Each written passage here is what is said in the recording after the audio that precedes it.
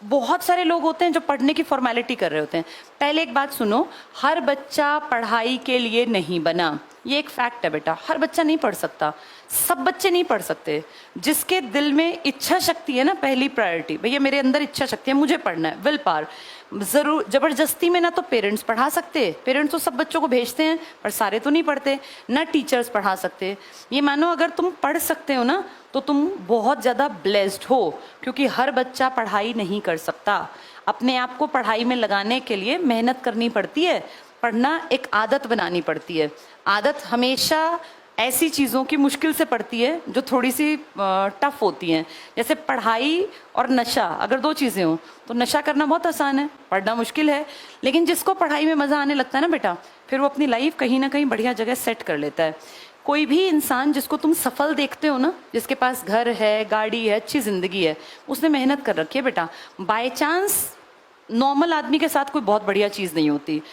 अंबानी अडानी जैसों के साथ कुछ भी अच्छा हो क्योंकि उनके पास बेस बहुत बड़ा है। लेकिन आप जिन परिवारों से हो ना, आपके साथ बाई चांस अच्छा नहीं होगा। आपको अपने अच्छे के लिए मेहनत करनी पड़ेगी। अगर चाहते हो फ्यूचर अपना बनाना तो पहली चीज़ को हमेशा ध्यान रखना, पढ़ाई के बिना बनेगा नहीं। क्योंकि तुम्हारे पास बेटा दूसरा कोई बेस नहीं होता, किसी के भी पास, मेरे पास भी नहीं था। आज मैं जो तुम्हारे सामने खड़ी होकर बोल पा रही हूँ, ये काम कर पा रही हूँ, कारण मैं लकी रही, बहुत लकी रही। मैं बड़ी ब्लेस्ड हूँ, मुझे बहुत अच्छे टीचर मिले। मेरे टीचर्स ने मुझे समय रहते बता दिया था कि तुम्हारे लिए क्या करना बेहतर है। जैसे आजकल टीचर्स उतना इंटरेस्ट नहीं लेते बच्चों में, उनकी लाइफ में, लेकिन जब हम पढ़ते थे तो टीचर्स ना घर तक की बातें जानते होते थे। तो जब मैंने 12th की, बहुत अच्छे मार्क्स आए। उस ज़माने में 82% बड़ी बात थी। मैंने सन 2000 में 12वीं की थी, 24 साल पहले।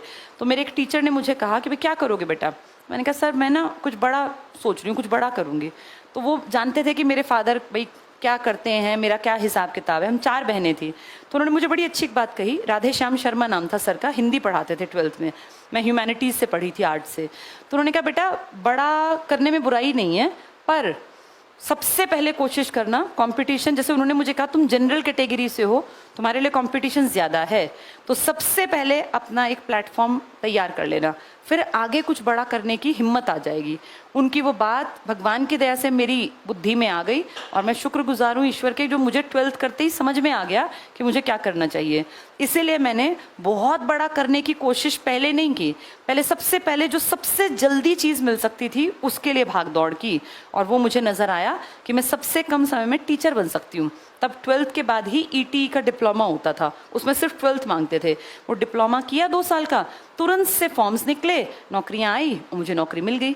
मैंने बेटा पढ़ाई बाद में की, मैंने ग्रेजुएशन नौकरी में आने के बाद की। मैंने बीएड, इग्नू से बीएड की, ओपन से होती है Indira Gandhi national open university, अगर तुम्हें ना पता हो, इग्नू, वहाँ से 2007 में मैंने बीएड की, नौकरी में रह रह के। और पता है क्या होता है, जो मैंने जीवन में अनुभव किया, जब आपके पास एक स्टैंड होता है ना, तो आपके काम अपने आप बनते चले जाते हैं, आगे से आगे आपके काम हो जाते हैं। मैं बीएड में all over India first rank holder थी। कैसे? मेरे ऊपर कोई दबाव ही नहीं था।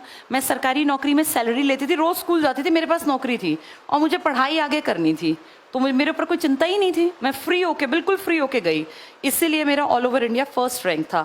उस टाइम पे मेरे ख्याल 84, 85, 100 में से कुछ नंबर थे, वो उस टाइम तक के हाईएस्ट थे। उसका कारण ये नहीं था कि मैं ब्रिलियंट थी, नहीं नहीं, एवरेज थी बिल्कुल, लेकिन मैं बिल्कुल फ्री थी, मुझे कोई चिंता ही नहीं थी, क्योंकि मेरे पास पहले से सरकारी नौकरी थी। तो बेटा जब तुम एक छोटी जगह पे कहीं अपना स्टैंड बना लेते हो ना, तो तुम दिमागी रूप से फ्री हो जाते हो। और जो दिमागी रूप से फ्री है ना, वो जिस काम में हाथ डालता है ना, उसके सक्सेसफुल होने के चांसेस ज़्यादा होते हैं। जैसे जैसे उम्र बढ़ती है ना, दुनिया का प्रेशर बढ़ता है, घर वालों का, समाज का, लोगों का, ताने बढ़ने लगते हैं। अभी तुम्हें नहीं पता, अब धीरे धीरे तानों की बौछार शुरू होगी, फिर भारी भरकम बारिश होगी। जिसकी उम्र 25 साल है और वो कुछ नहीं करता, वो जैसे ही रोटी खाने बैठता है ना, तुरंत से ताने मिलने शुरू हो जाते हैं। उसको वो रोटी भारी हो जाती है कि मैं कैसे खाऊं या ना खाऊं। हमारा इंडियन स्ट्रक्चर ऐसा है, और मैं ये मानती हूँ ये गलत भी नहीं है, क्योंकि यहाँ कोई डांटेगा नहीं तो बच्चे काम ही नहीं करेंगे। अभी तुम आराम से बैठ के रोटी खाते हो, अभी वो टोका टाकी ज़्यादा शुरू नहीं हुई, लेकिन जैसे जैसे उम्र बढ़ेगी, लड़कियों को वैसा टोका नहीं जाता, लेकिन लड़कियों को फिर पेरेंट्स बेटा कितने दिन बैठाएंगे, शादी कर देंगे। जिस घर में शादी होके जाओगे, तुम्हारे बीच में जो मैरिड है, इनसे पूछो, जो नहीं कमाता उसकी वैल्यू नहीं होती। तुम कितने भी अमीर घर में भेजा जाए तुम्हें, अगर तुम्हारे पास अपनी कोई काबिलियत नहीं है ना, तो तुम्हारी नेटवर्थ 0 ही निकलेगी बेटा। और अपने पैसे कमाए बिना इज्जत नहीं है। लड़कों के पास बेटा कोई ऑप्शन नहीं है, क्योंकि आपको तो ऐसा नहीं है ना कि कहीं शादी करके भेज देंगे और वो कमा के खिला देगा। आपने तो यही रहना है। इनफैक्ट आपने डबल मेहनत करनी है, अपने माँ बाप को भी संभालना पड़ेगा। वो बुजुर्ग होंगे, आज तुम जवान हो, माँ बाप होंगे 45-50 के, लेकिन जब तुम्हारी उम्र बढ़ेगी, जब तुम 30 के होगे, तो वही माँ बाप बुजुर्ग भी तो होंगे। अब उन बुजुर्ग माँ बाप के कभी घुटनों में दर्द, कभी आंखों का ऑपरेशन, कभी दांत निकलवाने हैं, तो इसके पैसे कहाँ से आएंगे? ये सब तुम्हें करना है।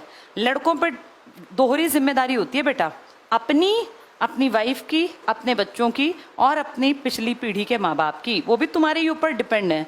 और तुम्हारी पीढ़ी पता है कौन सी है? जिसमें घर में 1-1, 2-2 ही लड़का है।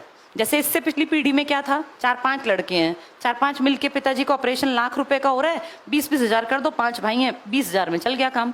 लेकिन अब क्या है, 1 ही लड़का है, 2 ही लड़के हैं, लाख का ऑपरेशन और 1 को करवाना, तो लाख उसी की जेब से जाएंगे। अब तुम्हें ताकतवर बनना पड़ेगा बेटा, तुम्हारा कोई साझा नहीं करने आएगा। अब उतने भाई बहन हैं ही नहीं। लड़कियों को इसलिए कमाना है क्योंकि सेल्फ रिस्पेक्ट बेटा अब आज की पीढ़ी में आ गई।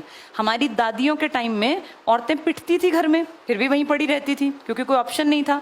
हमारी माओं के टाइम तक, तुम्हारी तो मैं मदर की एज क्यों, तुम्हारी माओं के टाइम तक दुनिया थोड़ी थोड़ी बदली, और तुम्हारे टाइम में दुनिया बिल्कुल बदल गई। अब कोई भी लड़की कहीं जाके क्यों पिटेगी बेटा बिना बात पे? पहले बिना बात भी पिटती थी औरतें। आदमी बाहर से गुस्से में आया तो उसको लगता है गुस्सा तो अपनी पत्नी को पीट दिया, और उस टाइम ये नॉर्मल था। आज ये नॉर्मल नहीं है। कोई बिना गलती के, कोई या गलती पर भी कोई क्यों ही पिटेगा? पिटाई का क्या मतलब है? 2 लोग हैं, गलती हर इंसान करता है। तो अगर तुम चाहती हो ना बराबरी का हक, ऐसा नहीं कि नौकरी करके मैं हूं, मैं देखूंगी अपने पति को, ऐसा भी नहीं करना होता। ये भी बड़ी गलत फहमी है। आजकल लड़कियां नौकरी करके दूसरे के सिर पे ही बैठ जाती है कि मैं ही मैं, ऐसा भी नहीं करना। ये इक्वालिटी है बेटा, बराबरी है। कमाओ अपना जीवन बेहतर बनाने के लिए, किसी को नीचा दिखाने के लिए नहीं कमाना कि हमें उसको नीचा दिखाना है। जब 2 लोग कमाते होंगे, बराबरी होगी, तो घर चलाना अच्छा होगा, जिंदगी सुंदर होगी। अपनी जिंदगी के तुम खुद निर्णायक हो। कमाओगी तो इज्जत मिलेगी, और इज्जत मिलेगी तो मन खुश रहेगा। रोज रोज एक जगह रह के बेइज्जती कराने में ना अब लड़कियां कर नहीं पाती बेटा। पहले लड़कियां सह लेती थी बेइज्जती, क्योंकि उनको था कि कहाँ जाएंगे। अब लड़कियों की टूट-फूट इसलिए ज्यादा होती है शादी ब्याह में, क्योंकि बेइज्जती सह नहीं पाती। घर पड़ी रहोगी तो कोई भी इस बात को कहेगा कि पूरे दिन करती ही क्या हो। हर कोई कहेगा भाई पूरे दिन करती क्या हो। इस घर के काम की वैल्यू 0 है, क्योंकि इसको कोई मापता नहीं है मॉनेटरी वैल्यू में। बाहर जाओगी ना 50 हजार लाओगी तो सब बड़े प्यार से बात करेंगे, चाहे पैसों के लिए करें। तुम्हें तो जीवन अच्छा मिल ही जाएगा, तो फायदा होगा। और बेटा तुम लड़कों के पास ऑप्शन नहीं, पहले ही बता दिया। पहले भी आदमी कमाता था, आज भी कमाता है, आगे भी कमाना है। इंडिया में मेल डोमिनेशन है, लेकिन डोमिनेशन का फिर नुकसान ये है कि तुम्हारे ऊपर सब कुछ है, तुम्हारे पास ऑप्शन नहीं है, कहाँ भागोगे? करना ही करना पड़ेगा। आज नहीं 4 साल बाद, 4 नहीं 8 साल बाद आएंगी सारी बातें तुम्हारी कंधों पर। तो अपने आप को मजबूत रखो। कंधे मजबूत कब होंगे? जब पैसा हमारे पास होगा, ठीक है? तो खूब मेहनत करनी है। सब लोगों की बेटा इक्वालिटी का टाइम आ गया, समाज बदल गया, पढ़ाई का टाइम आ गया। खूब पढ़ना है, मेहनत करनी है, दम लगा के पढ़ना है।